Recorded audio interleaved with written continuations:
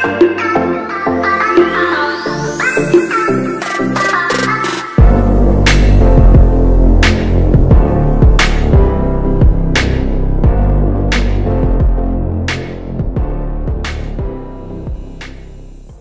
Swastiastu, yang terhormat Bapak Ibu Dewan Penguji.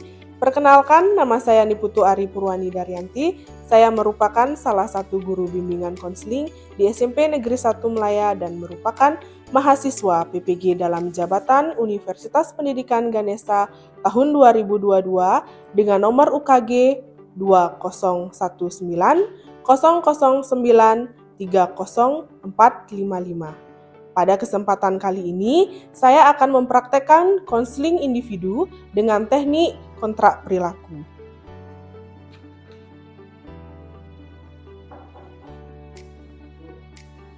Ya.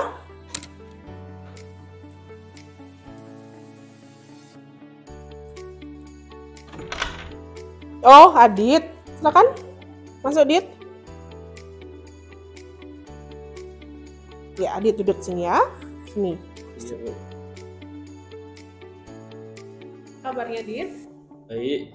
Baik. Ya, bagaimana tadi Adit mengikuti pelajaran di kelas? Baik, Bu. Mengikuti ya? Ya. Nah, Adit ya, terima kasih ya sudah memenuhi panggilannya Ibu ke BK, yang dimana nanti kita akan melaksanakan layanan konseling.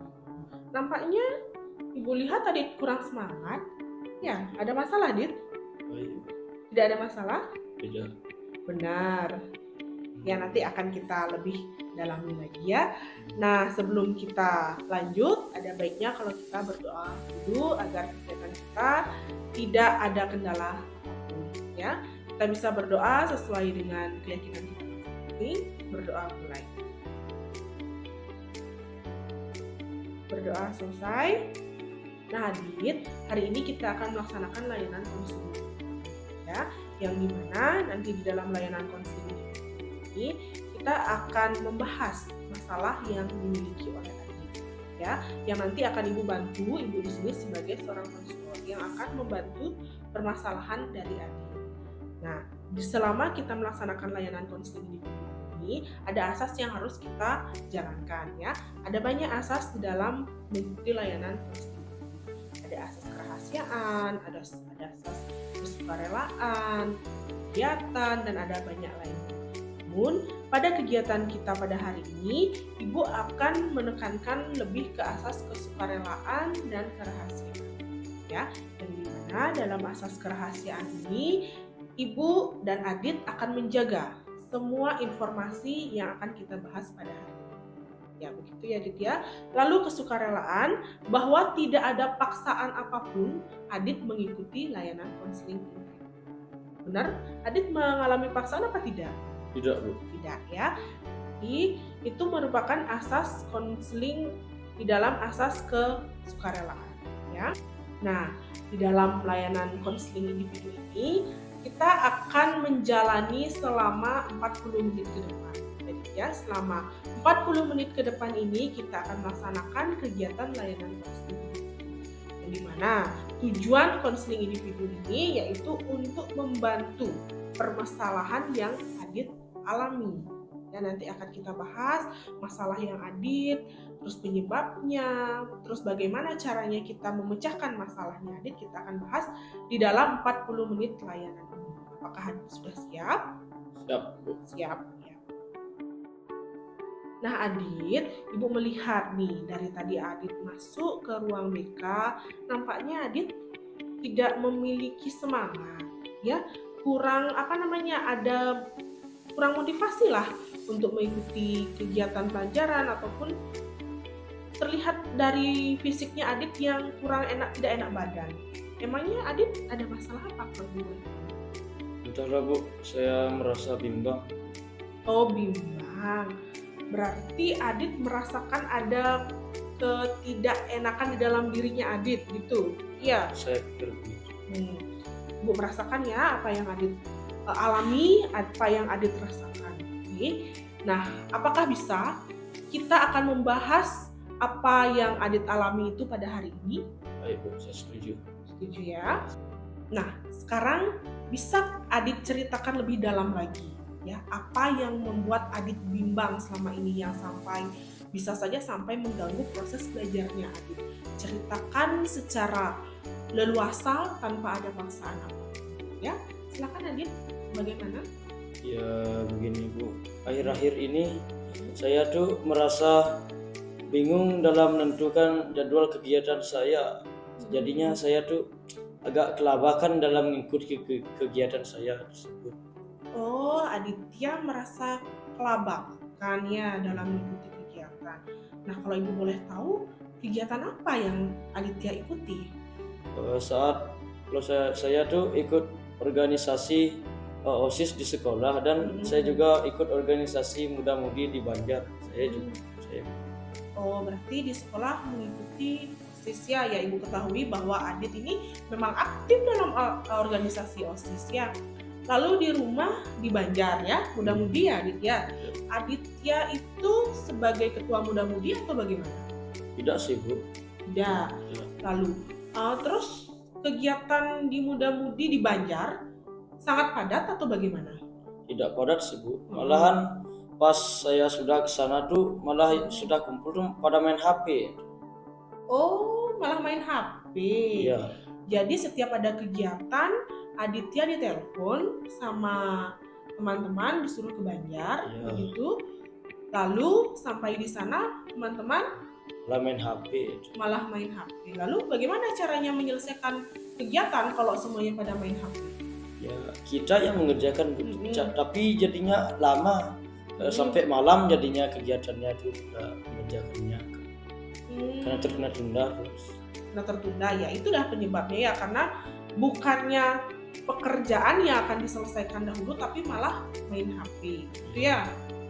Tadi Adit katakan bahwa di sana teman-teman main HP, sampai di Banjar main HP, jadinya lama menyelesaikan kegiatan yang ada di Banjar. Kalau Ibu boleh tahu, Adit sendiri ikut nggak main HP atau mengerjakan? Ya, saya ikut juga jadinya main HP. Oh iya, itu ya. Jadinya karena Adit ikut, jadinya sama teman-teman ikut main HP, jadinya pekerjaannya tertunda juga. Iya. Ya, nah itu yang menyebabkan. Lalu Adit sering pulang malam? Iya, Bu. Pulang malam dari Banjar, ya. Ya. Nah, itu yang menyebabkan Adit selama ini tidak efektif dalam mengikuti pembelajaran, ya. Ibu juga menerima laporan dari wali kelas, dari guru mapel mengatakan bahwa Adit ini yang dulunya sangat aktif, memiliki nilai yang tinggi, tapi prestasinya kenapa semakin hari semakin turun. Yang nilai pelajarannya juga turun, jarang mengumpulkan tugas juga. Sekarang Ibu tanya, apakah Adit mengalami kesulitan dalam mengikuti pelajaran kelas? Iya Bu, saya saat mengikuti pembelajaran tuh saya sering mengantuk karena kemarinnya tuh begadang di Banjar dan saya juga jarang mengerjakan tugas yang diberikan oleh guru. Ya karena itu ya, karena Adit begadang, pulang larut malam, ya, yang seharusnya mengerjakan sesuatu di Banjar tiba-tiba main HP, ya jadinya kan membuang-buang waktu, ya Adit ya. Nah, Adit di sini kesimpulannya bahwa Adit tidak bisa mengatur waktu dengan baik, ya.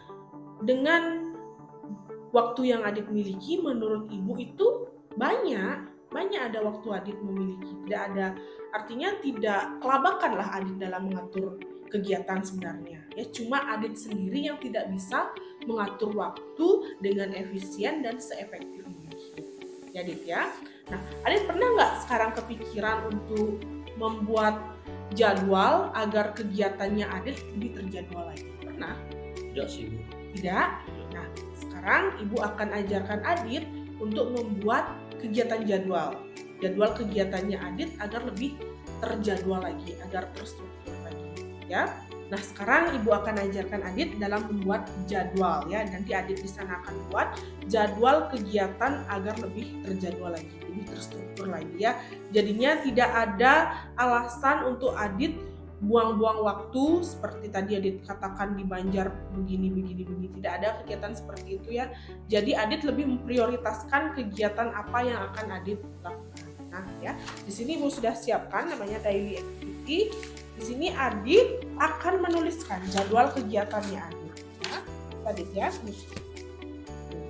Di sini Adit pertama buat namanya Adit dulu. Tanggal hari ini ya, tanggal 13 ya. Setelah itu nanti Adit dimulai dari waktu ini dimulai dari jam bangunnya Adit. Adit jam berapa bangun? Biasanya jam 5:30, jam 5. Oh ya, jam 5 ya.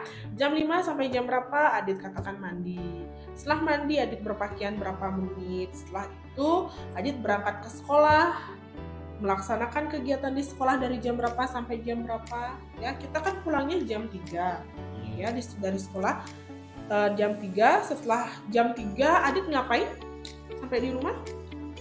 Biasanya itu makan, lalu tidur, bangun, lalu olahraga sih ke lapangan. Itu bisa dibuat sampai jam berapa.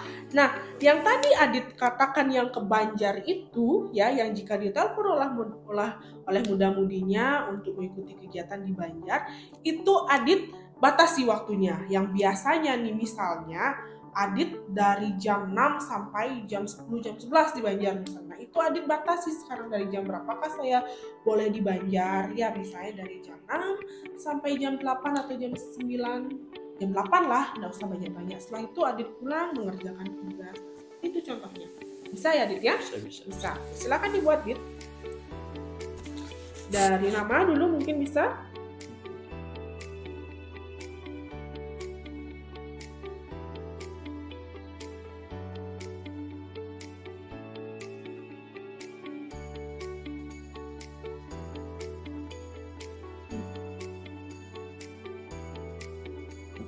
Ya, baru tanggal hari ini ya, tanggal 13. Tadi kan Adit sudah ada bayangan tuh dari pagi bangun jam berapa sekarang dibuat. Jam berapa tadi bangunnya Adit? Jam 5. Jam 5. Buat di sana jam 5:05.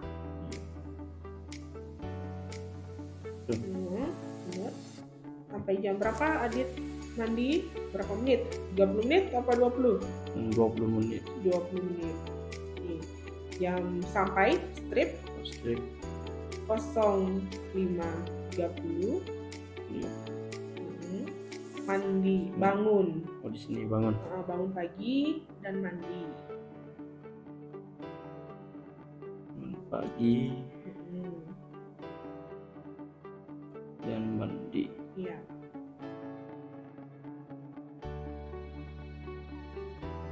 Ya, setelah itu di bawahnya jam 5 itu setelah mandi jam 05:30 sampai berapa menit biasanya berpakaian?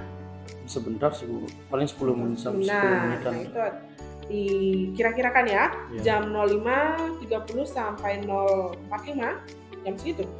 Sampai segitu. Ya, segitu. Dibuat siap-siap untuk berangkat.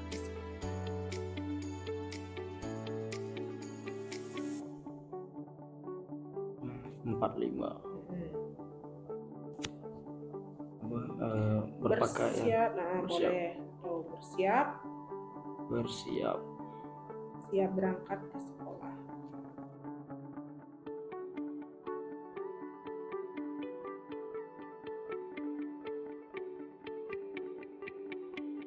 Bersekolah.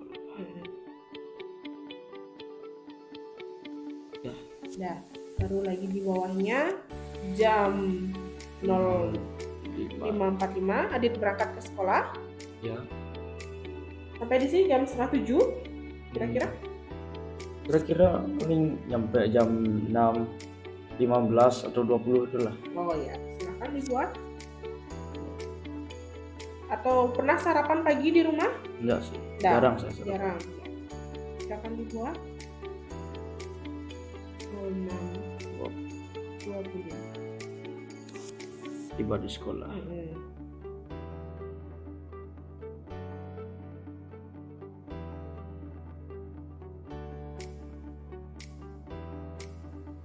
Ya, baru di bawahnya lagi 6:20 sampai jam berapa Adit pulang? Nyampe di rumah? Kita kan sekolah sampai jam 3. Ya. Sampai jam berapa kira-kira sampai di rumahnya? Jam 3:20 lah. Ya, boleh. jam 15.20 ya. 15 dan dibuat jam 06.20 sampai jam 15.20 aktivitas di sekolah.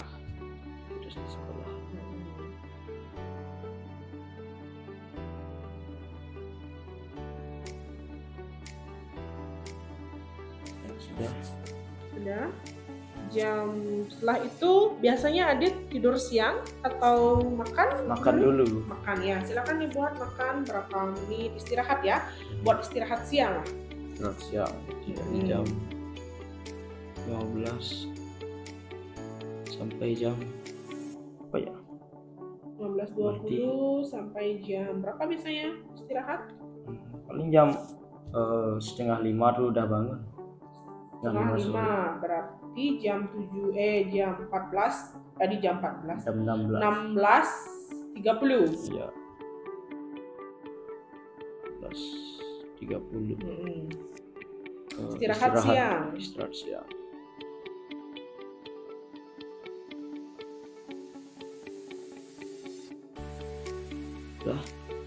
udah setelah itu jam 16.30 sampai jam berapa? Apa biasanya aktivitasnya, Adit?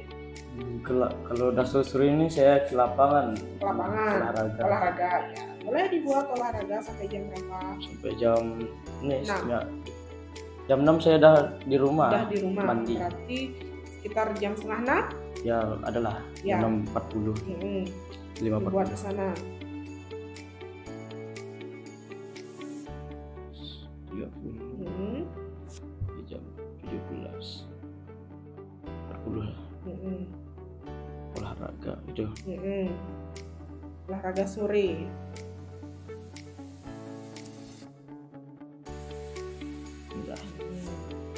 Nah, biasanya Adit ini ditelepon ke Banjar, biasanya dari jam berapa? Setelah mandi kan jam 6, sekitar jam 6:30 tuh pasti ditelepon atau dicari disuruh ikut Banjar.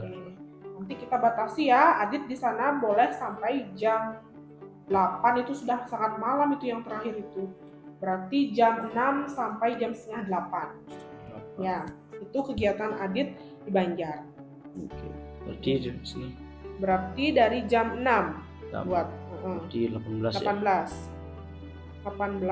sampai jam 8.20.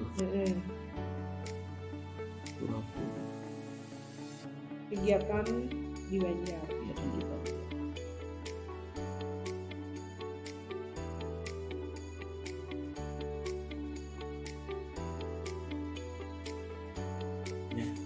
Lalu setelah jam 8 Adit mempersiapkan kegiatan untuk pelajaran besok ya, seperti ngecek buku, membuat misalnya ada tugas yang harus diselesaikan, silakan diselesaikan ya.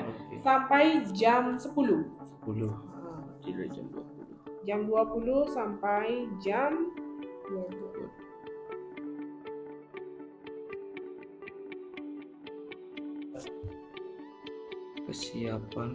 Mengecek kesiapan sekolah esok hari.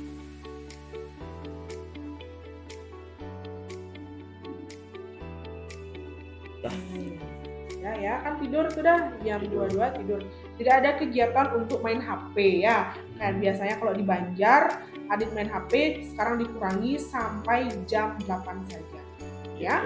Nah, sekarang Adit tanda tangan di sini. Kan Adit yang membuat? Ya. Nanti ini Ibu sebagai guru BK dan nanti ada orang tua yang menyetujui kegiatannya Adit. Nah, Adit di sini kan Adit sudah membuat nih jadwal kegiatannya. Ibu harap ini sebagai patokannya Adit di dalam melaksanakan kegiatan. Ya, nanti Adit sudah jam berapa ini ya? Oh, sekarang sudah jam 3 sore. Sekarang saya waktunya untuk istirahat siang. Ya, jangan main HP di sini patokannya. Seperti kan ada jadwal pelajaran di dalam kelas ya. Hari Senin IPA IPS nanti sama seperti jadwal kegiatannya Adit dibuat. Jadinya Adit tidak kelabakan, tidak pusing jadinya mikir. Padahal yang seharusnya waktunya Adit itu sangat banyak karena Adit yang nggak bisa menggunakan waktu secara efektif, jadinya merasa kelabakan. Ya Adit ya? Iya Bu. Nah Adit, ini sekarang jadwal aktivitasnya Adit sendiri yang menyimpan. Ya, ini nanti minta tanda tangan orang tua. Nanti Adit buat di buku, boleh, ini kan contohnya ya, sudah Ibu ajarkan, nanti Adit buat di buku. Ya, jadi besok Ibu akan cek kembali jadwalnya Adit apakah sudah terstruktur, sudah mulai terjadwal. Baik. Ya. Nah, sekarang selanjutnya Ibu memiliki video ya, seperti yang Ibu ajarkan tadi, cara mengatur waktu dengan baik. Nanti Adit tonton dan Adit nanti sampaikan apa yang ada, pesan apa yang ada di video ini. Ya Adit ya, ini sudah siapkan. Untuk melakukan sesuatu, tapi karena ada terlalu banyak akhirnya apa? Karena sudah lupa, akhirnya kalian tidak jadi melakukan satupun hal itu dan berujung tidak produktif. Sebenarnya ada tips and trick agar kita bisa tetap produktif meskipun punya segudang kegiatan yang ingin dilakukan. Mau tahu caranya? Welcome to Animal Life. Hari ini kita akan belajar tentang 6 langkah mengatur jadwal agar lebih teratur. Kenapa sih kita perlu mengatur jadwal? Dengan kesibukan-kesibukan yang berbeda, yang mungkin sebagai mahasiswa, pekerja kantoran, atau apapun pekerjaannya, tapi pasti semua orang mempunyai kegiatan yang perlu diselesaikan. Tidak jarang, kegiatan itu kadang lebih dari satu, dan membuat kita bingung harus atur. Yang kedua, breakdown task. Apa itu breakdown? Breakdown adalah memilah setiap kegiatan dari yang kompleks menjadi lebih simpel dan detail. Semua kegiatan yang telah dituliskan di poin pertama, kita pilah dalam langkah kedua ini. Dengan melakukan breakdown, hal ini akan memudahkan otak kita untuk mencerna informasi yang harus dilakukan. Hal ini juga dapat membantu kita agar kita tidak kehilangan isu-isu penting di setiap kegiatan. Misalnya, hari ini saya mau belajar tentang marketing. Marketing masih berupa hal yang sangat kompleks. Kita pilah lagi menjadi hal yang lebih simpel. Hal yang ingin saya pelajari adalah segmenting, targeting, positioning, dan metode AIDA, Awareness, Interest, Desire, dan Action. Dengan memilah kegiatan, otak kita akan secara otomatis menjadi lebih fokus ke hal-hal yang penting yang harus dilakukan. Yang ketiga, priority scale. Skala prioritas merupakan teknik pemikiran yang dikemukakan oleh Dwight Eisenhower. Apa itu skala prioritas? Skala prioritas adalah ukuran kebutuhan yang tersusun dalam daftar, dimulai dari kebutuhan yang paling penting sampai kebutuhan yang bersifat bisa ditunda pemenuhannya. Ada dua kategori di dalam skala prioritas, yaitu urgent dan important. Urgent artinya harus dilakukan secara segera, sedangkan important adalah kegiatan yang penting untuk dilakukan. Kuadran yang pertama. Dari video yang Adit tonton, yang Adit simak ini, menurut Adit apa pesan yang Adit dapatkan? Dari video yang tadi saya tonton tuh, saya menekan pesan untuk mengatur waktu dengan baik. Salah satunya seperti memprioritaskan skala kegiatan supaya bisa berjalan dengan baik. Menentukan skala prioritas ya. Kegiatan. Skala prioritas itu artinya Adit menentukan kegiatan mana yang akan kita lakukan terlebih dahulu. Ya, seperti tadi contohnya Adit misalnya saja di sekolah ada tugas, namun Adit tidak menyelesaikan tugas itu karena kan tugas yang paling utama ya dibandingkan kegiatan yang ada di luar, seperti yang di Banjar, yang ternyata di Banjar hanya cuma main HP aja. Ya seharusnya Adit pilih, saya lebih memilih kegiatan saya menyelesaikan tugas daripada saya di Banjar. Di Banjar saya hanya diam-diam saja gitu. Jadinya kan Adit nggak kelabakan dalam mengerjakan tugas. Itu artinya ya menentukan skala prioritas. Sudah paham ya Adit ya? Nah sekarang selanjutnya Adit, Ibu ingin kita melakukan kontrak perilaku ya. Ya ini kontrak perilaku ini merupakan suatu teknik di dalam konseling ini yang dimana tadi Adit kita sudah sepakati membuat daily activity, jadwal kegiatannya Adit ya kan Adit sudah buat. Nah sekarang agar ini tetap dijalankan oleh Adit, agar Adit tetap menjalankan jadwal secara terstruktur, Ibu pengen Adit melakukan kontrak perilaku yang dimana nanti Adit tidak akan merubah jadwal kegiatan yang Adit lakukan, ya, agar tetap ini dijalankan, ya. Nanti kalau Ibu nggak buat kontrak perilaku, malah Adit seenaknya merubah jadwal kegiatan Ibu, ya. Sekarang Ibu sudah siapkan ini formatnya untuk kegiatan kontrak perilakunya, ya. Ini Adit dibuat dulu, Adit buat nama biasa. Isi tanggal. Ya, hari ini tanggal 13.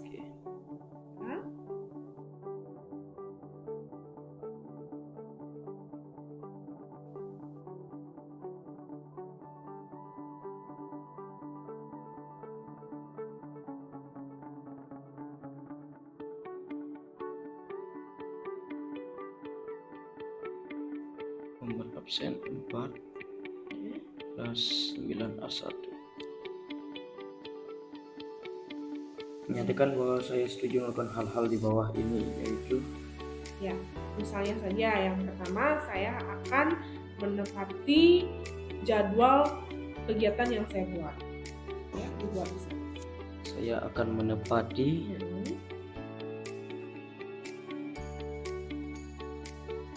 jadwal yang saya buat. Jadwal yang saya buat.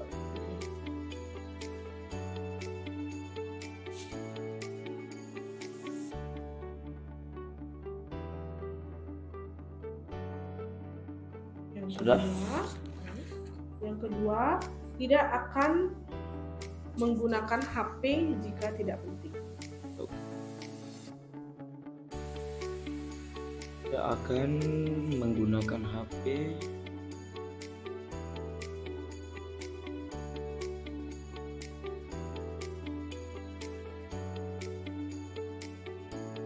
jika tidak penting. HP jika tidak penting.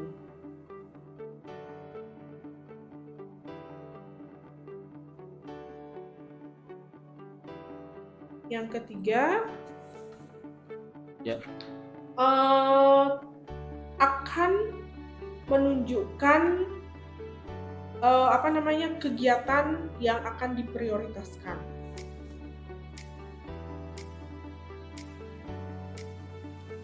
Akan menunjukkan cara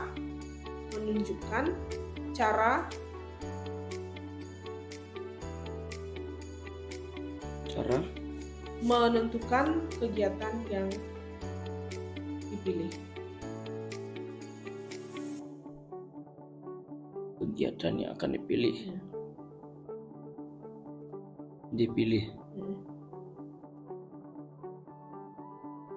Ya.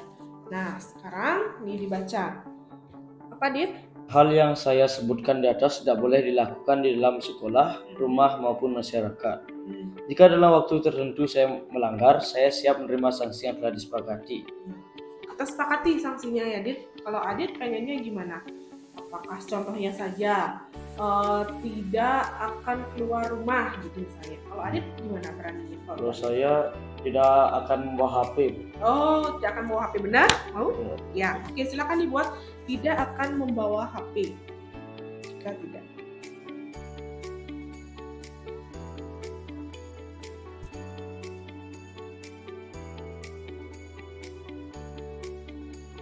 HP.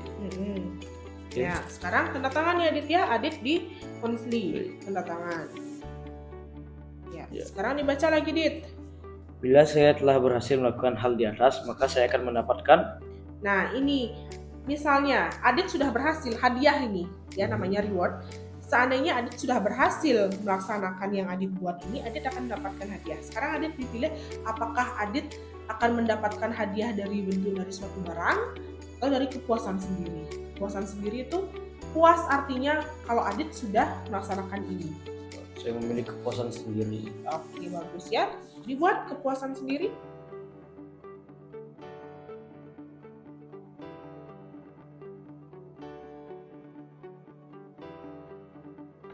Ya.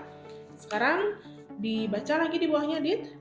Tanggal berakhirnya kontrak. kita akan sepakati selama 3 bulan ke depan. 3 bulan. Ya, selama 3 bulan ini Adit harus menyepakati kontrak yang kita buat. Berarti sekarang Desember, bulan Maret berakhir. Maret. Ya, bisa dibuat tanggal 13 Maret 2020. Ya, 13 Maret Maret 2020. 3. Ya, Adit tanda tangan di konseli. Nanti Ibu juga tanda tangan dan Pak Kepala tanda tangan. Ya, setelah ini Ibu akan simpan ya Adit ya. Kontrak perilaku ini Ibu akan simpan, yang nantinya siapa tahu Adit melanggar, Ibu akan lihat kan ini loh kontrak yang kamu buat. Berarti kamu harus mendapatkan sanksi atau reward kalau kamu sudah berhasil ini menyepakati. Ya Adit ya, ini Ibu yang simpan ya. Nah, sudah ya Adit ya, sudah Ibu simpan. Nah selanjutnya kalau sudah, Ibu pengen Adit menjawab evaluasi ya. Ini Ibu sudah siapkan evaluasi hasil untuk mengetahui tingkat keberhasilan layanan yang Ibu berikan. Ya, ini layanan konseling individual dengan teknik kontrak perilaku apakah sudah berhasil diterapkan oleh Adit atau bagaimana? Nanti Adit dijawab ya. Sudah Ibu siapkan di sini ada 12 butir soal, silakan dijawab dulu.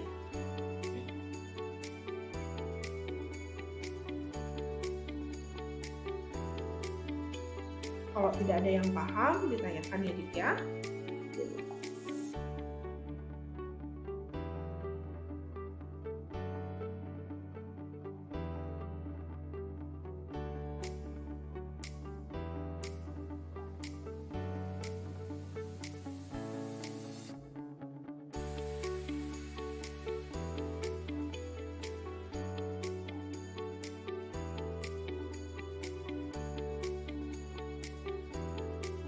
Gimana Dit? Sudah? Sudah. Coba Ibu lihat ya. Hasilnya Ibu cek dulu di sini sudah.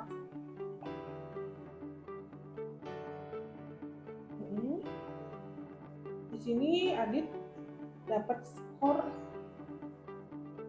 40 ya Dit ya. 40 itu dalam kategori baik, yang dimana 45 adalah skor tertingginya ya.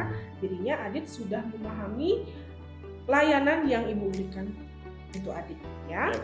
Oke, sekarang karena sudah Adit melaksanakan evaluasi hasil, Ibu berterima kasih ya karena Adit sudah mengikuti layanan konseling individu ini dengan aktif, sudah mampu menyampaikan masalah yang Adit hadapi. Nah, Ibu mau tahu bagaimana perasaannya Adit setelah mengikuti kegiatan ini? Setelah mengikuti ini saya merasa sangat lega, merasa terbuka jadi perasaannya. Iya, maksud sekali ya Adit ya. Sudah agak sedikit plong ya yang tadinya kesini Adit merenung seperti bimbang. Nah setidaknya sudah mulai untuk ini ya, sudah mulai tersenyum. Lalu kesimpulan yang Adit dari kita mengikuti layanan konseling individu ini, kesimpulan apa yang Adit peroleh? Dari kegiatan yang kita lakukan ini, saya menunjukkan bagaimana cara mengatur waktu dan bagaimana menjadi individu yang lebih baik dalam mengikuti suatu kegiatan.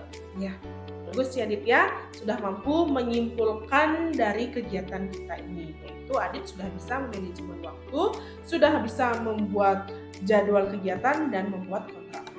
Ibu harap nanti saat Adit keluar dari ruangan ini, Adit tetap terapkan apa yang kita bahas pada hari ini, terutama di dalam membuat jadwal kegiatan. Bisa Adit? Bisa. Ya. Oke, karena sudah tidak terasa waktu sudah habis, apa ada yang akan kita bahas hari ini lagi? Tidak. Sudah pas? Sudah pas. Sudah. Nanti jika ada waktu, Ibu akan kembali menanyakan atau memanggil Adit, menanyakan terkait permasalahannya Adit, apakah sudah berubah atau belum. Siap ya Adit ya? Siap. Karena tidak ada yang kita bahas hari ini, kita selesaikan. Tadi di awal kita berdoa, diakhiri sekarang kita juga berdoa ya. Oke. Kita berdoa sesuai dengan keyakinan kita masing-masing. Berdoa mulai. Berdoa selesai. Ya, sekarang Adit bisa melakukan kegiatan selanjutnya ya. Ada pelajaran lagi di kelas? Ada. Oke, silakan diikuti pelajaran berikutnya ya Adit ya. Selamat siang Adit. Siang Bu, terima kasih ya atas bantuannya. Ya.